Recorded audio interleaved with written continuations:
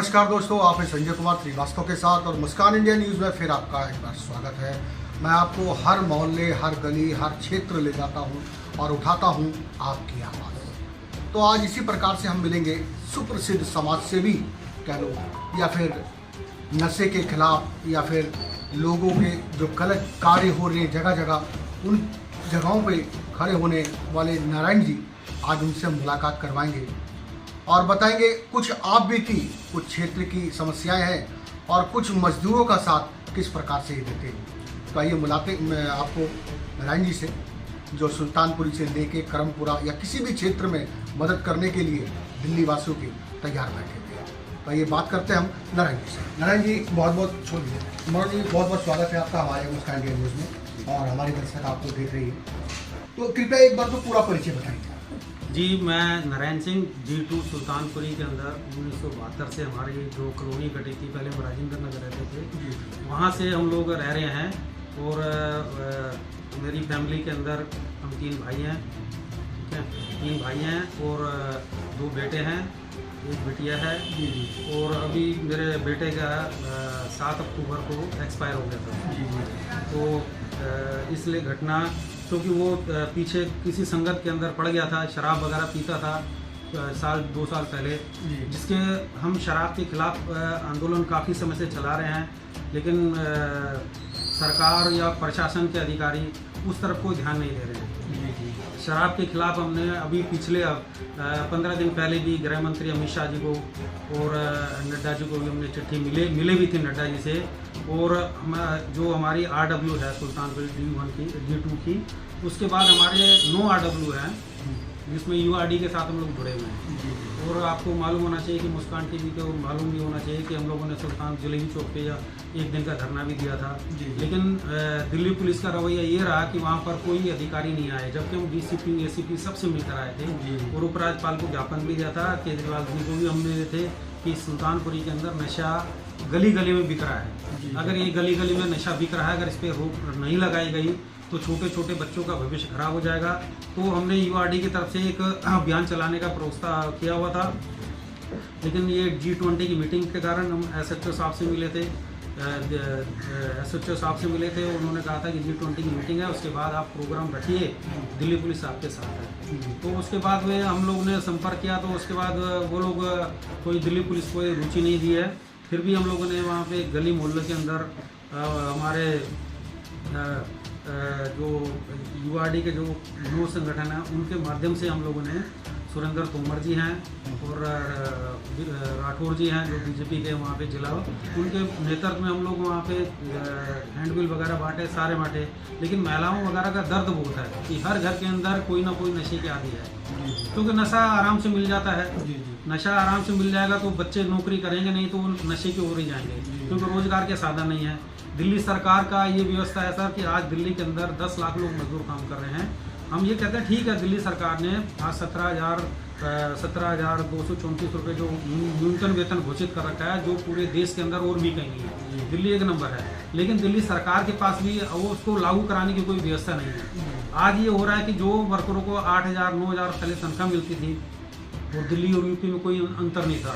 तो दिल्ली के अंदर बहुत सी फैक्ट्रियाँ, यहाँ पर जो फैक्ट्रियाँ थी वो रामा रोड देख लीजिए, आनंद पर्वत देख लीजिए, या वहाँ चले GT कनाल रोड चले जाइए, वहाँ फैक्ट्रियों में इतने वर्कर होते थे, इतनी फैक्ट्री चल रही थी। लेकिन वहाँ क्या कि दिल्ली का जैसे ग्रेड बढ़ा तो कारखानदार देंगे नहीं, कारखानदार अगर भी हमें तो मानेश्वर के अंदर हरियाणा सरकार या राजस्थान में टोक वगैरह के अंदर हमें वहाँ के सरकारें हमें छूट दे रही है, बिजली पे दे रही है और GST पे दे रही है, छूट दे रही है। वो दिल्ली छोड़ के वहाँ भाग रहे हैं, क्योंकि दिल्ली के अंदर 17,000 तनख्वाह है और हरियाणा और यूपी के अंदर वहाँ एक हेल्पर की तनख्वाह 8-8,500 रुपये है, और दिल्ली के अंदर 17,000 रुपये। तो कोई कारखानदार 17,500 तो देगा नहीं यहाँ पे, तो करेगा क्या कि वो अपनी फैक्ट्री यहाँ से शिफ्ट करना चाह रहे हैं। 80% तो यहाँ शिफ्ट हो गई है, यूपी हरियाणा के अंदर कर दिया। मैं दिल्ली एडवाइजरी बोर्ड का मिनिमम वेज कमेटी का मेंबर भी था। हमने जिस्टम गोपाल राय जी यहाँ पे जो चेयरपर्सन थे, अब तो ये जो पोल्यूशन वाली जो मंत्रालय वो देख रहे हैं, उनको भी कहा था अगर दिल्ली सरकार, दिल्ली को अगर आपने संपन्न बनाना है या मजदूरों का जीवन निर्वाह करने के लिए आपको करना है, तो आप मजदूरों के साथ साथ कारखानदार को भी छूट दीजिए। अगर हरियाणा गवर्नमेंट कारखानदार को छूट दे रही तो दिल्ली से भागेगा नहीं कारखानदार। लेकिन अगर यहाँ हरियाणा में आप दिल्ली सरकार का न्यूनतम वेतन ही बढ़ाते रहोगे और कारखानदार यहाँ से दिल्ली से भागते रहेंगे, दिल्ली कारखाना खाली हो जाएगा।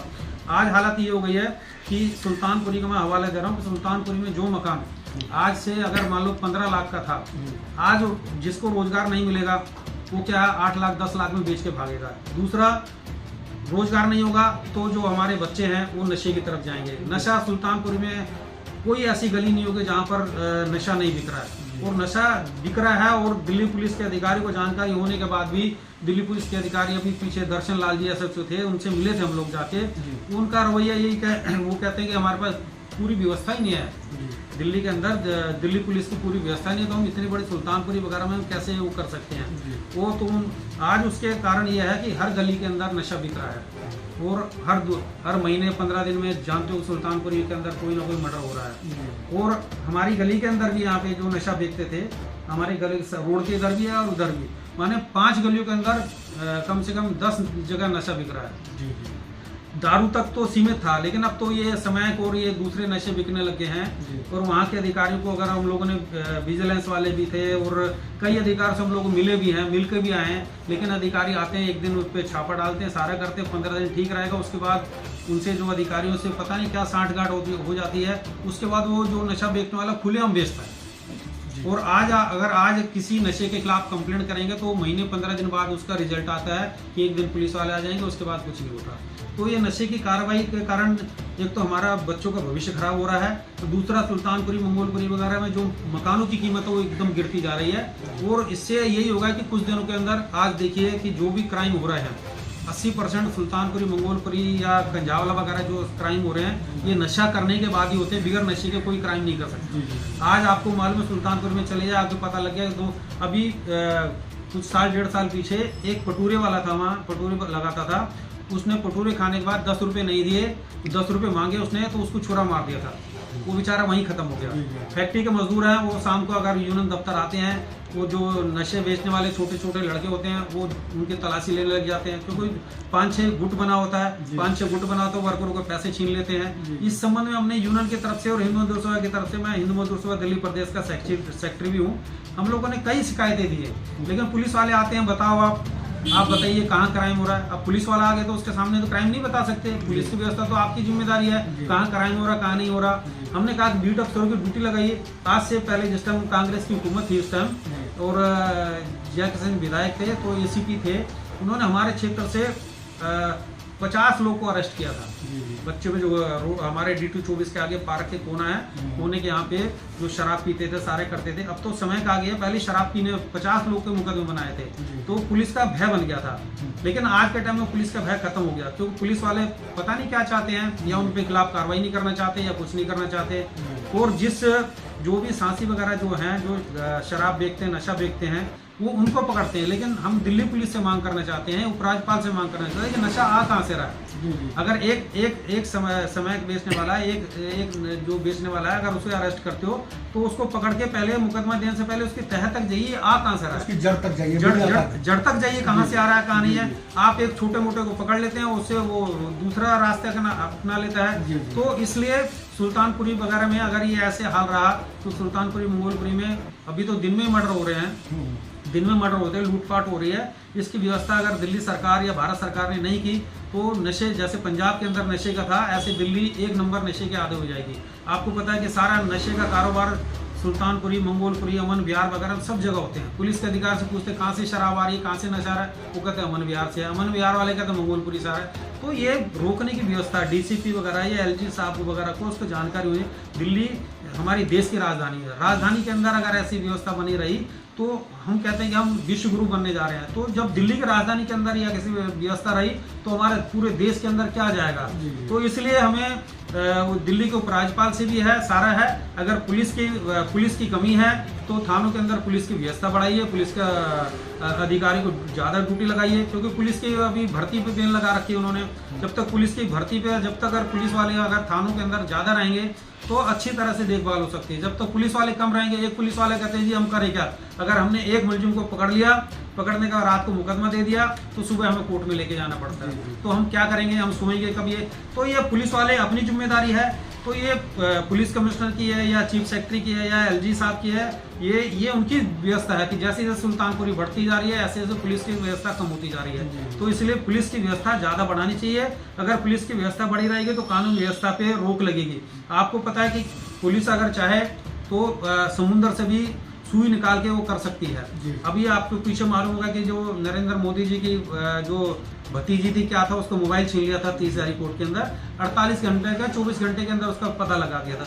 आज हमारे सुल्तानपुरी मंगोलपुरी के अंदर हम लिख कर दे रहे हैं, कंप्लेंट दे रहे हैं कि यहाँ पर चोरी के मोबाइल छीन लेते हैं। अभी हफ्ते पहले 5 बजे की बात है, वो 5 बजे अपने पिताजी को लेके एक लड़का जा रहा था मोटरसाइकिल पे, हमारे गली के कोने पे। उसको 4 लड़के थे, मुंह पे बांध रखा था उन्होंने।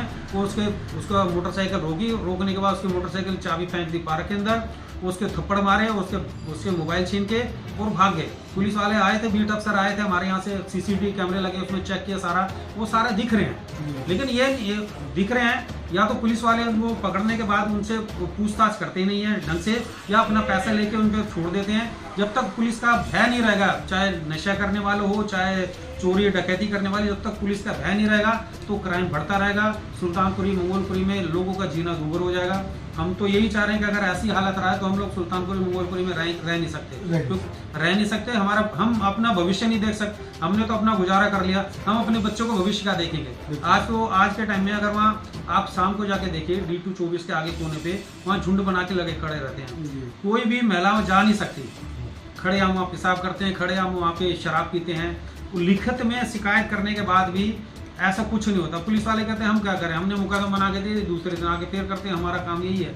अब ये पूछना चाहते हैं कि जब जहाँ पर आप जनता की सेवा के लिए रखे हैं और आपको पता है यहाँ क्राइम हो रहा है, जब तक वहाँ पर पूरा इन्वॉल्व नहीं होगे, जब तक कोई व्यवस्था होगी नहीं, जब तक व्यवस्था नहीं होगी तो हमारे सुल्तानपुरी मंगोलपुरी के जो नागरिक है वो कैसे रहेंगे। आज तो भय के अंदर हम लोग भी जी रहे हैं, क्योंकि हमारे सामने सुबह रात को जो उसका ये प्रदीप था, क्या नाम था, अभी विनोद लड़का जो हमारे गली से कुत्ता छोटा लेके जाता था, डेली कुत्ता लेके जाता था। उसने वहाँ पे हमारे 9 बजे करीब आता है, 9 बजे हमारे यहाँ से गली में लेके गया था, वहाँ बांधा था। और वहाँ जाने के बाद क्या हुआ क्या नहीं हुआ, उसको मर्डर कर दिया। वो पता लगा रात को उसको मर्डर कर दिया, सुबह पता लगा वो मर गया। तो ये हम लोग तो लिखित शिकायत करने के बाद भी जो क्राइम करने वाले, नशा करने वाले हैं, उसके व्यवस्था जब तक दिल्ली पुलिस नहीं करेगी, क्राइम बढ़ेंगे। पुलिस के ऊपर भी धब्बा लगेगा, एलजी साहब के ऊपर धब्बा लगेगा, और जो देश के प्रधानमंत्री उनके भी धब्बा लगेगा। क्योंकि केजरीवाल जी कहते हैं कि हमें दिल्ली पुलिस मेरे अंडर में नहीं है, और दिल्ली पुलिस जो यहाँ के निगम पार्षद विधायक उनके सुनते नहीं है। वो विधायक वगैरह तो कुछ इस मामले में कुछ करना ही नहीं चाहते। हम लोग विधायक वगैरह को कहा कि भाई नशे के खिलाफ आप हम लोग को सहयोग कीजिए, ना तो निगम पार्षद, ना विधायक, ना एमपी कोई सहयोग नहीं कर रहे हैं, जिससे सुल्तानपुरी मंगोलपुरी के अंदर हम लोग का जीना दूभर हो रहा है। सुल्तानपुरी के अंदर पुलिस प्रशासन चाहिए, पुलिस प्रशासन चाहिए, जिससे हम लोग की सुरक्षा, हमारे बहू बेटियां हैं, बच्चों को उनकी व्यवस्था चाहिए, जिससे हम लोग सुखी से चैन से रह सके। क्योंकि एक पार्लियामेंट है, एक यहाँ देख लीजिएगा, यहाँ पर अगर बाहर में करमपुरा के अंदर देख लीजिए, अगर बाहर अगर यहाँ पर अगर मोटर लगी हुई है तो खुली में मोटर, यहाँ पे कोई नहीं जाते। वहाँ पे तो दिन के अंदर उठा के ले जा रहा है, कोई रोक नहीं सकता। कि वहाँ पे इतने लड़के जो नशा करने वाले इतने लोग हैं, जो रेडी वाला जाता है उसका कोई सामान छीन लेता, कोई कर नहीं सकते। पुलिस वाला बीट अफसर आएगा, आज फोन कर, अगर अभी कोई कांड हो जाता है तो 1 घंटे के बाद पुलिस वाले आते हैं, जब तक तो करने धरने वाला चले जाता है, दूसरे रह गए। तो इसलिए पुलिस की व्यवस्था बढ़ाई जाए, एलजी साहब से भी करें, चीफ सेक्रेटरी साहब से, और पुलिस कमिश्नर से भी कह रहे हैं कि सुल्तानपुरी के अंदर पुलिस की व्यवस्था बढ़ाई जाए। जब तक पुलिस का व्यवस्था नहीं बढ़ेगी, जब तक ऐसे क्राइम होते रहेंगे और सुल्तानपुरी मंगोलपुरी का हालात दिन पे दिन खराब होते रहेंगे। दर्शकों, मैं बात करूं, एक अच्छा खासा परिवार और चलता फिरता परिवार, अगर उस परिवार के बीच में एक बच्चा या फिर एक व्यक्ति नशे के वृत्ति में आ जाता है, यानी कि दारू या स्मैक या कोई भी छोटा मोटा नशा करने लगता है या बड़ा नशा करने लगता है, तो उससे आप परिवार का ये लगा दीजिए कि छिन्न भिन्न हो जाता है। यानी कि परिवार की समस्या कितनी गंभीर हो जाती है, ये आप समझ सकते हैं, सोच सकते हैं। और इसी जंग को लेके नारायण जी मैदान में उतरे पड़े। इनका कहना है सुल्तानपुरी क्षेत्र में या फिर मंगोलपुरी क्षेत्र में पुलिस प्रशासन टाइट होना चाहिए, ताकि ये नशा वृत्ति बंद हो और गुंडागर्दी बंद हो, जहाँ पे जो एक शरीफ आदमी रहना चाहता है, जिसके पास अगर पैसा नहीं है ज़्यादा, मकान रोहिणी, तिलक नगर जैसे और एरिया में रहने लायक, सुल्तानपुरी में रहना चाहता है अपनी गरीबी के साथ, तो उसको भी जीने दिया जाए। तो वहाँ पे जरूरत किसकी है?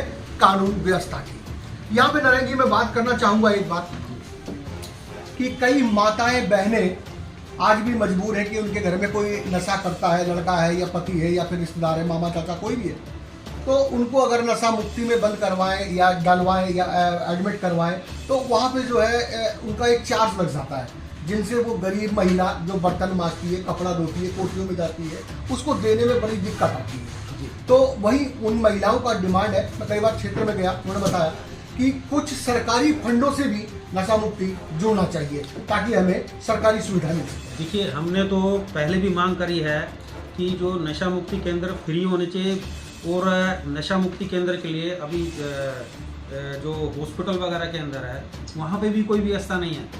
हॉस्पिटल में अंदर जाते हैं, किसी नशा कर ले तो वहाँ भी कोई व्यवस्था नहीं है। इसलिए दिल्ली सरकार से मैं बताऊं कि अगर आज किसी का अगर शराब पीने से किसी का लीवर खराब हो जाता है, कुछ होता है, तो दिल्ली सरकार के जितने भी हॉस्पिटल है उसमें लीवर वाली कोई व्यवस्था ही नहीं है। ये सीधा all India medical hospital, RML hospital या सफदरजंग वगैरह भेजते हैं। और सफदरजंग वगैरह ऐसे हॉस्पिटल हैं कि उसको पूरे देश के जो भी यहाँ पे चाहे यूपी, बिहार या हरियाणा के लोग हैं, वहाँ केस खराब होता है सीधा दिल्ली में ट्रांसफर कर देते हैं कि आप वहाँ ऑल इंडिया मेडिकल चले जाए।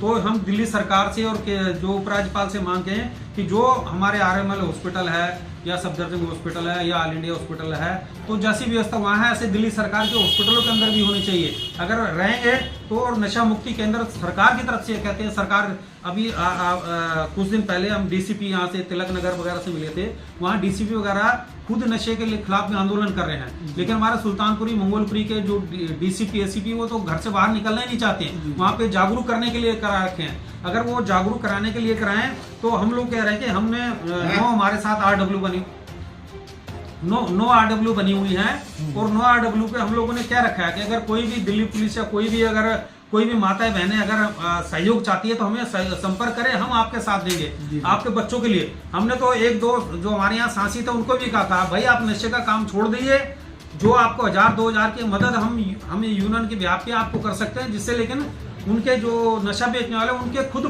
बच्चे बिगड़े हुए हैं, वो खुद नशा मुक्ति में भेज रहे हैं। आज नशा मुक्ति केंद्रों का हालत यह है कि महीने में 10,000-15,000 से कम तो लेते ही नहीं है। जी। और नारायण जी मैं बात करूंगा इस बीच में बात करके आपकी कि अगर सुल्तानपुरी मंगोलपुरी से देखा जाए तो संजय गांधी हॉस्पिटल पास पड़ता है, और अभी उसमें हाल ही काम चल रहा है, ट्रामा सेंटर भी बन रहा है जहाँ पे जो बेडों की सुविधा भी दी है। जी। और अभी एक हॉस्पिटल की और तैयारी चल रही है जहाँ पे मुकेश अलावत विधायक सुल्तानपुरी विधानसभा क्षेत्र से एक नया हॉस्पिटल तैयार हो रहा है। उस हॉस्पिटल के अंदर भी काफी बेडों की सुविधा दी जा रही है। तो क्या आपको लगता है कि वहाँ पे भी कोई सुविधा दी जाएगी? देखिए सर, अगर समस्याओं को ऐसे समस्याओं को, जैसे दिल्ली सरकार की जो नीति चल रही है,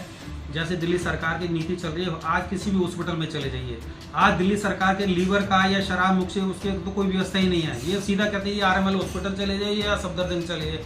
जब हॉस्पिटल दिल्ली सरकार ने बना रखे हैं तो आप अपनी व्यवस्था यहाँ कीजिए ना, दूसरे हॉस्पिटल में क्यों भेजते हैं? वहाँ हॉस्पिटल में अगर वहाँ पे जाके देखिए, ऑल इंडिया मेडिकल के जाके देखिए, अभी मैं कोई रिश्तेदार तो वहाँ गए थे और सफदरजंग में हमारी यूनियन के प्रेसिडेंट थे सूबेदार जी, जो अक्टूबर के अंदर एक्सपायर हो गए थे। वहाँ की हालत देखिए, 5 इमरजेंसी बना रखी है और 5 इमरजेंसियों में एक इमरजेंसी के अंदर कम से कम 200 मरीज होते हैं, और डॉक्टर के नाम पे 5 या 6 डॉक्टर हैं। तो अगर 200 मरीजों को 5-6 डॉक्टर क्या करेंगे? वहाँ पर जो भी है हॉस्पिटलों के अंदर ये है कि आपको अगर महंगे अगर एक्सरे कराने कुछ कराने हो, हॉस्पिटलों के अंदर जाइए, चाहे ऑल इंडिया मेडिकल में जाइए, चाहे सफदरजंग में वहाँ जाइए, वो टेस्ट ऐसे लिखते हैं आपको। टेस्ट अगर किसी का परिवार का सदस्य है और उसको टेस्ट की जरूरत है तो ऐसे टेस्ट लिखेंगे 3 महीने बाद आना, 3 महीने बाद 3 महीने की डेट देंगे, 4 महीने की डेट देंगे, जब तक तो मरीज ही खत्म हो जाता है। जी। तो ये हॉस्पिटलों की हालत है। जब तक दिल्ली सरकार, जो भारत सरकार है, दिल्ली जो बड़े हॉस्पिटलों में व्यवस्था है, जब तक छोटे हॉस्पिटलों में व्यवस्था नहीं करेंगे, जब तक ऐसे ही रहेगा। और हमें उम्मीद नहीं है कि संजय गांधी ट्रॉमा सेंटर खोल रहे हैं, लेकिन हम तो ये कह रहे हैं कि ट्रॉमा सेंटर खोलने के बाद दिल्ली सरकार हो चाहे केंद्र सरकार हो, जहां पर नशे चल रहे हैं वहां पे नशा मुक्ति केंद्र सरकार चलाए ना, मुफ्त में चलाए, क्यों नहीं? बहुत बढ़िया। और नशा मुक्ति केंद्र सरकार चलाए, क्यों नहीं चला रही है? लेकिन प्राइवेट हाथों में क्यों दे रहे हैं? अगर प्राइवेट हाथों में देंगे तो वो जो प्राइवेट है वो तो अपना एक बिजनेस बना लिए, बिजनेस बनाने के कारण उनका कारोबार चल रहा है, वो खुद नशा करवाते हैं। इसलिए अगर सरकार को नशा मुक्ति केंद्र, अभी हमारे पास ये रेन बसेरा के आए लोग हैं, रेन बसेरा जो है इनके चला रखे हैं, जैसे रेन बसेरा बना रखे हैं, ऐसे ही आप नशा मुक्ति केंद्र इनमें चलाइए ना, क्या दिक्कत है, सरकार चलाए। वैसे भी रेन बसेरे की बात की जाए तो सारी सुविधा नहीं दी जाती है वहाँ पे। हाँ बिल्कुल, वो तो देखिए आपातकाल होता है तो ये सारे के सारे हाईलाइट पे हमारे राके बिरला जी ये सारे लगाते हैं। आज रेन बसेरा का जो मजदूर हमारे पास आए हुए हैं, आपको बताएं कि दिल्ली के अंदर अभी 265 लोग हमारे, पहले सोफिया वाली थी कंपनी थी वहाँ पे, अब उन्होंने केजरीवाल जी ने वो टेंडर खत्म कर दिया, नई आ गई है। तो उनके रेन बसेरा के मजदूर भी ऐसे हैं कि उनको पूछो मत, समय पे तनख्वाह नहीं मिल रही है, एनजीओ के नाम पे वहाँ पर उनको ना बोनस मिलता है, ना पीएफ मिलता है, ना छुट्टी मिलती है, कुछ नहीं मिलती, और जबकि दिल्ली सरकार चला रही है। तो ये हमने अभी इसका जो चिट्ठी दी है हमने केजरीवाल को दे रखा है, 27 तारीख को रेन बसेरा के लोग भी वहाँ जा रहे हैं, रेन बसेरा के लोग भी जा रहे हैं कि दिल्ली सरकार अपने कर्मचारियों को अपने ठेकेदार ला के दे रहे हैं, उनको तुम व्यवस्था नहीं करोगे तो क्या करोगे। तो दिल्ली सरकार से हम मांग कर रहे हैं कि जो रेन बसेरा की जो दिल्ली सरकार कह रही है हमने एजुकेशन के नाम पर एक बहुत बढ़िया कर दिया, एजुकेशन के नाम पर खाली दिखावटी है और कुछ नहीं है। इसलिए दिल्ली सरकार के मुख्यमंत्री से और एलजी साहब से, आज तो सर्व एलजी साहब है, एलजी साहब से मांग कर रहे हैं कि जितने रेन बसेरा है उनकी तरफ ध्यान दिया जाए, जहाँ जहाँ रेन बसेरा है वहाँ पे नशा मुक्ति केंद्र लगाइए, जो नशा करने वाले को रोक लगाइए, जिससे छोटे बच्चों का भविष्य उज्जवल हो सके। बहुत बढ़िया, बहुत बढ़िया। मैं नारायण जी बात करूँगा 30 त्योहारों की, यहाँ पे समाज से हटके 30 त्योहार भी है, और आज धनतेरस और दिवाली भी है, भैया दूज, विश्वकर्मा भी, और छठ पूजा भी है। जो सभी त्योहार जो है पहले कभी 1992-91 की बात करें तो वो अपने अपने राज्य में, जैसे बिहार में, यूपी में जगह जगह हुआ करते थे, आज दिल्ली के अंदर प्रचलन बन चुका है। तो क्या कहना चाहेंगे 30 त्योहार के विषय में? देखिए 30 त्योहार तो हमारे हिंदुओं के और इनके सबके रीति रिवाज से करते आए हैं, लेकिन यहाँ क्या है कि जैसे अब छठ पूजा आ रही है, छठ पूजा में पहले दिल्ली की आबादी कम थी तो छठ पूजा कुछ ही लोग मनाते थे। अब जैसे जैसे समाज के लोग ज़्यादा बढ़ते जा रहे हैं, जिनकी ज़्यादा संख्या हो जाएगी वो छठ भी मनाएंगे, फिर सरकार भी इन्वॉल्व हो जाती है, तो ऐसे ही है। तो सब समाज जैसे जैसे इकट्ठे हो जाते हैं। लेकिन हम ये कह रहे हैं कि जो हमारे हिंदुओं के अंदर, देखिए आज चाहे सरदारों को देख लीजिए, चाहे मुसलमानों को देख लीजिए, किसी को देख लीजिए, उनके त्यौहार वगैरह जो है वो अपने त्यौहार जैसे ईद मनाते हैं वो एकजुट रहते हैं। हमारे जो हिंदू हैं जो त्यौहार हैं, पंडित जोशी बताते हैं दिवाली 2 दिन है जी, विश्वकर्मा डे, दशहरा भी 2 दिन है। हमारे जो हिंदू बटे में हैं, आज हमारे हिंदू लोग हैं, कोई उसमें आपको मालूम होगा जो हिंदू हैं कहीं राम रहीम के पास जा रहे हैं, कहीं निरंकारी में जा रहे हैं, कहीं वो जा रहे हैं। हिंदुओं की तादाद घटती जा रही है क्योंकि वो छिन्न भिन्न होते जा रहे हैं। आपको पता वीरवार के एक कारण और है सर, एक कारण और है, बाद में काटूंगा यहाँ पे। अगर मैं बात करूँ कि सावन के महीनों की, कावड़ वाले दिन की, सभी को नहीं कहूँगा, कुछ बच्चे ऐसे हैं कि जहाँ पे जो है पूजा श्रद्धा को छोड़कर साथ में गांजा, सुल्पा, नशा, ये सब चीज़ ले जाने लगते हैं। तो ऐसे जी इसमें जो कांवड़ लेके जाते हैं लोगों ने, जो कांवड़ लेके, ये नहीं कि कांवड़ में आस्था भी लोगों की है, लेकिन उसके बीच में ऐसे तत्व घुस जाते हैं जो अब जैसे सुल्तानपुरी मंगोलपुरी में देखिएगा, जिस टाइम कांवड़ का समय होगा यहाँ पे चोरी डकैती कुछ नहीं होती उस दौरान में, क्योंकि जो भी चोर डकैती है, जो कांवड़ लेने जाने वाले जो लोग हैं धर्म को छोड़ के, और वो छोड़ के जो गुंडे वाली है ये कांवड़ियों के बीच में मिल जाते हैं, मिलकर उनका धर्म को भ्रष्ट करने के लिए वो मिल जाते हैं, और वो इसलिए वो जो हमारा जो धार्मिक स्थल है उसके ऊपर अपवित्र करने की कोशिश करते हैं। बहुत बढ़िया, बहुत बढ़िया। तो इसलिए ये सरकार को चाहिए कि जो नशा करने वाले हैं उन पे भी ध्यान देना चाहिए, सारा का ध्यान देना चाहिए, सिक्योरिटी टाइट करे, सारा करे, जिससे जो हमारे हिंदुओं के त्यौहार हैं वो एक तरह से भय से मनाया जाए और उसका मनाया जाए। लेकिन आज के टाइम में सरकार इनकी तरफ ध्यान नहीं दे रही है। सरकार अपने वोट बैंक की खातिर ये सारी नीति अपना रखी है, चाहे ना तो कावड़ वालों के, अभी आपको पता है, देखिए जो गरीब लोग हैं आप कावड़ लेके जाते हैं, सारे जितने भी हिंदू त्यौहार हैं, आप हम राजस्थान से हैं, चाहे ये बिहार से हैं, सारे हैं जो हमारे कुल देवी मनाते आ रहे हैं। कुल देवियाँ जो मना रहे हैं, वो जो बड़े लोग हैं वैष्णो देवी वगैरह जाते हैं, लेकिन हम लोग के कुल देवी वगैरह मनाते हैं, तो कुलदेवी वगैरह मनाते हैं, व्रत रखते हैं, सारा करते हैं। आज वो संस्कृति नीचे के लोग चला रहे हैं। नीचे के लोग चला रहे हैं, आंदोलन भी नीचे के लोग कर रहे हैं, सारे कर रहे हैं। आज यहाँ से अगर मान लीजिए हरिद्वार से कावड़ लेके आ रहे हैं, उसका फल कौन ले रहा है? आपने यहाँ पे टेंट लगा दिया, आपने वो भंडारा लगा दिया, सारा कर दिया। हम तो वहां से लेके आ रहे हैं, लेकिन वो उसके सहानुभूति के तौर पे वो उनका अपने मन की श्रद्धा है, अपने मन के श्रद्धा से करते हैं। तो ये है कि हम ये चाह रहे हैं कि सरकार अगर कोई हमारे धार्मिक स्थान है, चाहे हिंदू मुस्लिम कोई भी है, धार्मिक स्थानों में जो भी है असामाजिक तत्वों को रोक लगानी चाहिए, जिससे हर किसी का धर्म को भ्रष्ट करने की कोशिश करेंगे। मैं बात करूंगा उन माताओं, अंतिम और आखिरी सवाल जो उन माताओं बहनों की बात करूंगा, ये जो नशे से अपने परिवार को लेके दुखी है, जो गरीब भाई फैक्ट्री में लगा उसके पैसे नहीं मिल रहे हैं, काफ़ी परेशान है, मजदूर आदमी, उनके लिए क्या सलाह देंगे? क्या उन महिलाओं की आपका यूनियन मदद करेगा? देखिए, ऐसी महिलाएं अगर हमारे साथ जुड़ेंगी, ऐसी महिलाओं हमारे साथ जुड़ेंगी। एयरपोर्ट के अंदर हमारी बहुत सी महिलाएं हैं, हम लोगों ने वहाँ आंदोलन भी चलाया और वहाँ 4 साल तक हम लोगों ने आंदोलन चलाया। वहाँ के जो अगर महिलाओं अगर जागरूक हो जाएंगी तो हमारी एसोसिएशन से जुड़ सकती है, यूनियन से जुड़ सकती है, उन्हें भरपूर सहयोग देंगे। जहाँ पर अगर कारखानदार उन्हें न्यूनतम वेतन नहीं दे रहा, समय पर तनख्वाह नहीं दे रही, दिल्ली सरकार ने जो 17,000 ये आज के टाइम में 17,494 रुपये पानी पिलाने वाले का है, ग्रेट है। और आप उद्योग नगर में चले जाइए, उद्योग नगर में चले जाइए, जो महिलाएं कर रही हैं 5-5 हज़ार रुपये काम कर रही हैं। और जिस टाइम ये केजरीवाल जी के जो गोपाल राय श्रम मंत्री, उन्होंने चलाया था, अभियान चलाया था कि हर कारखाने के अंदर जाएंगे, लेबर डिपार्टमेंट के सारे महकमे जाएंगे, वहाँ पर मजदूरों की वीडियो रिकॉर्डिंग हुई थी, सारी हुई थी। और वीडियो रिकॉर्डिंग में मालिक के बयान थे, वर्करों के बयान थे। उन्होंने कहा था कि किसी मजदूर को अपना खुलकर समर्थन करे, खुलकर अपने बयान दे, आपको कोई भी नौकरी से नहीं निकाला जाएगा। लेकिन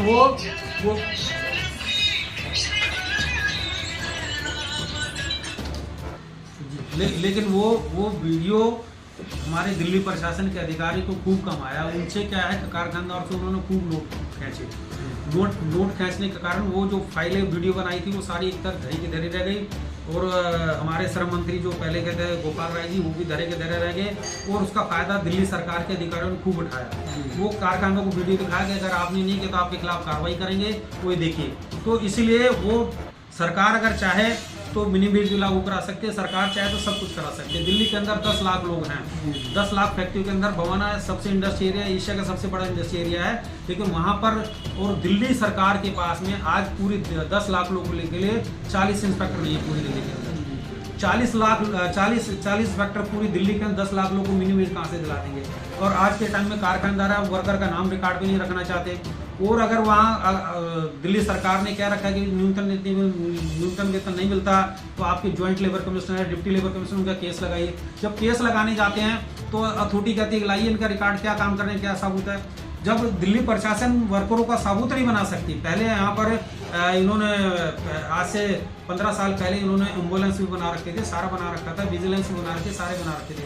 वो सारी गाड़ियाँ सड़ गई हैं, इमरजेंसी के लिए बना रखे थे। उसमें फैक्ट्री इंस्पेक्टर भी थे, लेबर इंस्पेक्टर, सारे छोटे इलाकों में छापा डालते थे। लेकिन वो स्कीम ही बंद कर दी है। आज के टाइम में अगर आपकी फैक्ट्री चल रही है, फैक्ट्री के अंदर अगर जनरल इंस्पेक्शन को दोगे तो गवर्नमेंट ने रोक लगा रखी है। जब जनरल चेकिंग की रोक लगा रखी है तो हम मजदूर फैक्ट्री में काम करने वाला है उसको कहेंगे इस फैक्ट्री के अंदर 6,000 रुपये महिलाओं काम कर रही है, तो इंस्पेक्टर जाएगा, इंक्वायरी करने जाएगा। सिस्टम क्या बना रखा है उन्होंने, क्या रखा है 3 नोटिस भेजेंगे हम कारखानदार को, 3 नोटिस भेजेंगे, भैया आप आके लाके रिकॉर्ड दिखाइए। 3 नोटिस भेजेंगे। अगर मालिक को पता लग गया कि हमारी फैक्ट्री में कलावती ने कंप्लेंट करके, लाल बहादुर ने कंप्लेंट कर रखी है, वो जाएगा तो लाल बहादुर को निकाल देगा। और लाल बहादुर को 3 नोटिस के बाद तो निकाल ही देगा, उसको पता कोर्ट में आने वाला। क्योंकि जो कारखानदार वो भी जानता कि क्योंकि लेबर डिपार्टमेंट के अधिकारियों की सारी गतिविधियां उनसे श्रम विभाग के अधिकार से मिली होती है। उन्हें पता है कि अगर चेकिंग करने जा रहे हैं, अगर कोई मालिक कारखानदार कोई ढीठ हुआ या कोई कारखानदार लेबर डिपार्टमेंट से नहीं मिला, उनके तो छापा डल जाएगा, वो तो मिल भी जाएंगे। लेकिन जो अधिकारी श्रम विभाग के अधिकार से मिले हैं वो रग की रिपोर्ट देते हैं कि इस वर्कर को आज छुट्टी कर देना, कल उसको रिकॉर्ड पे मत लाना, कल हम आएंगे बताएंगे। वहाँ जाते हैं, दिखाते हैं कि आज हम तो गए थे फैक्ट्री में, ये वर्कर तो काम ही नहीं करता। वो यूनियन और वर्कर को झूठा बना देते हैं। तो इसलिए श्रम विभाग के अधिकारी को चाहिए कि अगर जहाँ पे एक ज्वाइंट लेबर कमिश्नर, यहाँ संजय गुप्ता जी हैं, हर डिस्ट्रिक्ट के अंदर ज्वाइंट लेबर कमीशन बना रखा है, उसको अधिकारी को ये होना चाहिए। हमने सुझाव दिया था जब इसमें श्रम मंत्री थे राजकुमार आनंद जी से पहले, तो मनीष सिसोदिया थे, तो हम लोगों ने कहा था कि आप जो ऐसे हमारे अप्लाइमेंट एक्सचेंज था, दिल्ली सरकार का बंद ही हो गया। हमने कहा अगर अप्लाइमेंट एक्सचेंज आप खोलिए और जो प्राइवेट फैक्ट्री में काम कर रहे हैं, अप्लाइमेंट एक्सचेंज का काम था सरकारी नौकरी के लिए, अब तो जरूरत ही नहीं, सरकारी नौकरी नहीं रहेगी तो अप्लाइमेंट एक्सचेंज बंद हो गया। हमने कहा था अप्लाइमेंट एक्सचेंज को खोलिए, सरकार की वहाँ पे भर्ती कीजिए और जो भी फैक्ट्री में काम करने वाला मजदूर है उसको एक कारखानदार से पूछा आपकी फैक्ट्री में कितने वर्कर काम कर रहे हैं, उसका सारी डिटेल अगर अप्लाइमेंट एक्सचेंज के अंदर आएगा तो सरकार के पास रहेगा। इस फैक्ट्री में 10 आदमी कर रहे हैं, इसका रिकॉर्ड है 10 आदमी का। आपको पता है कि मुंडका के अंदर अभी आज से 1.5 साल पहले 70 मजदूर मर गए थे। 70 मजदूर मर गए थे। हम लोगों ने रिपोर्ट लाई तो ESI वाले कहते हैं जी 7 आदमी की ESI थी, बाकी का रिकॉर्ड वो पता ही लगा, क्योंकि वो फैक्ट्री जहाँ इंडस्ट्रियल रेजिडेंशियल में चल रही है तो फैक्ट्री का लाइसेंस ही नहीं होता है। तो ऐसे ही मुंडका के अंदर है, सारी फैक्ट्रियाँ चल रही है सारा। तो ये तो सरकार को चाहिए, अगर सरकार वोट लेने की व्यवस्था करना चाहती है तो मजदूरों के हित में चाहिए, कारखानदारों के हित में चाहिए, जिससे मजदूर को, कारखानदार को अपना अधिकार मिले, मजदूरों को अपना अधिकार मिलना चाहिए। लेकिन आज के टाइम में किसी मजदूरों को ना तो वेतन वेतन मिल रहा, ना पे स्लिप मिल रही, ना फैक्ट्री के अंदर रिकॉर्ड होता। आज लेबर डिपार्टमेंट के अधिकारी देते हैं फैक्ट्री के अंदर बोर्ड होना चाहिए। जो 4,000 5,000 6,000 फैक्ट्री में काम करने वाला मजदूर, उसे फैक्ट्री का नाम नहीं मालूम होता, उसे मालिक का नाम नहीं होता। वो आके मैनेजर का नाम लिखा है, तनख्वाह कौन दे रहा है जी, ये दे रहा है, वो सोता है ये मैनेजर ही मालिक है, वो आके लिखा देता है। बाद में रिकॉर्ड पता लगता है इसका तो मालिक ही दूसरा कोई है, ये नहीं है। और लेबर डिपार्टमेंट क्या कहते हैं आप कंप्लेंट दे रहे, वर्कर झूठा पड़ जाता है। तो हमने सरकार से मांग रखी है कि हर कंपनी के गेट पे बोर्ड लगाए, इस फैक्ट्री में इतने वर्कर काम कर रहे हैं, इतने वर्करों का रिकॉर्ड में नाम रखा है, ये सिस्टम बनाए। लेकिन हमने एडवाइजरी बोर्ड के अंदर भी कहा था, लेकिन उसका अमल नहीं हो रहा। लेबर डिपार्टमेंट वाले चाहते नहीं, अगर ये अमल करा देंगे तो लेबर डिपार्टमेंट की कमाई बंद हो जाएगी। लेबर डिपार्टमेंट के अधिकारी को आज भी जाके देखिए, हर लेबर डिपार्टमेंट के अधिकारी को करोड़ों का गिफ्ट आ रहा है, जो कारखानदार लाके दे रहे हैं, जो करोड़ों का गिफ्ट आता है हर अधिकारी के पास आता है। तो वो क्यों चाहेंगे? अगर वो ऐसा चाहेंगे कि हर फैक्ट्री के अंदर फैक्ट्री का नाम होगा, डायरेक्टर का नाम होगा, कितने वर्कर हेल्पर हैं, कितने कारीगर, अगर वो बोर्ड लगा देगा तो उनकी कमाई का धंधा बंद हो जाएगा। इसलिए दिल्ली सरकार के जो श्रम मंत्री राजकुमार आनंद जी से भी है, केजरीवाल जी से भी है, उपराज्यपाल से मांग कर रहे हैं कि दिल्ली के अंदर नशे के लिए और दिल्ली के मजदूरों की व्यवस्था के लिए ये व्यवस्था ऐसे की जाए जिससे मजदूरों को समय पर न्याय मिल सके। बहुत बढ़िया। इसी के साथ जो है पट्टा सेव करेंगे, मामला बातचीतों का बढ़ता रहेगा और दिखाते रहेंगे पब्लिक के साथ बैठे हुए। तो सर एक बात जो है दिवाली की और भैया दूज की, छठ पूजा की सभी की शुभकामनाएं देने हाथ जोड़ता मेरे। देखिए दिल्ली के 10 लाख लोग मजदूर हैं, उनसे सबसे मैं हाथ जोड़ के कह रहा हूँ कि दिल्ली की जो दीपावली है, छठ पूजा है, धनतेरस आज है, और जो सभी हमारे सभी समाज के जो लोग हैं उनको, अगर देशवासी हैं उनको कहूँगा कि सबको दीपावली और सभी त्योहारों की शुभकामनाएं मैं हिंदू मजदूर सभा दिल्ली प्रदेश की तरफ से दे रहा हूँ। नमस्कार। तो दर्शकों हमारे साथ जुड़े रहिए और हम जो है आप फिर मिलाएंगे भाई साहब से। और भाई साहब जो है काफ़ी मेहनत और तन मन धन से ये लगे हुए हैं इस सेवा के अंदर। और जैसे कि मैं बात करूं कि कुछ साल पहले हमारे बॉलीवुड फिल्म इंडस्ट्री के अमिताभ बच्चन जी थे, उन्होंने ये कहा था कि पल्स पोलियो की दवाई पिलाओ, जड़ से पोलियो हटाओ। और आज वो नतीजा सामने दिखाई देता है कि कई जो है पल्स पोलियो वाले यहाँ पे बच्चे नहीं दिखाई देते, क्योंकि जागरूक हुआ कुछ इंसान। इसी प्रकार से हमारे भाई साहब जुड़े हुए हैं यहाँ पे नारायण जी के, लगे हुए कि नशा छूटे और कानून व्यवस्था बढ़े और क्षेत्र से गंदगी हटे, ताकि समाज में सर उठा के, ये नहीं हम नहीं, हर कोई सर उठा के जी सके। तो हमारे साथ जुड़े रहिए, फिर अगला प्रोग्राम दिखाएंगे। संजय कुमार श्रीवास्तव, मुस्कान इंडिया न्यूज, दिल्ली।